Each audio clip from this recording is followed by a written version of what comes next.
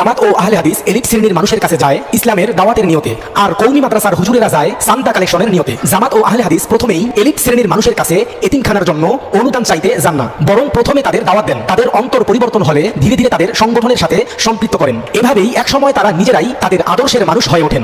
কিন্তু কওমি মাদ্রাসার হুজুররা এলিট শ্রেণীর মানুষের কাছে যায় জাকাত, ফিতরা ও অনুদানের জন্য, অথবা ওয়াজ মাহফিলে ও খতমে বুখারীতে দাওয়াত দিয়ে এনে মোটা অঙ্কে কিছু হাদিয়া নেওয়ার জন্য। ফলে তাদের সঙ্গে তাদের সম্পর্কটা দাওয়াত ও চিন্তা পরিবর্তনের চেয়ে দান সৎকার মধ্যেই সীমাবদ্ধ থাকে। এলিট শ্রেণীর মানুষেরা অনেকেই সরাসরি রাজনীতির সঙ্গে সম্পৃক্ত। কওমি মাদ্রাসার হুজুরদের সঙ্গে তাদের সম্পর্ক যেহেতু বেশিরভাগ সময় দান সৎকা কেন্দ্রিক, তাই তারা চান হুজুররা রাজনীতিতে না আসুক, শুধু মসজিদ মাদ্রাসা আর তাদের দানের টাকায় চলুক। অন্যদিকে জামাত ও আহলে হাদিসের অনেক এলিট শ্রেণীর অনুসারী নিজেরাই তাদের সংগঠন ও রাজনীতির সঙ্গে সম্পৃক্ত হয়ে যান।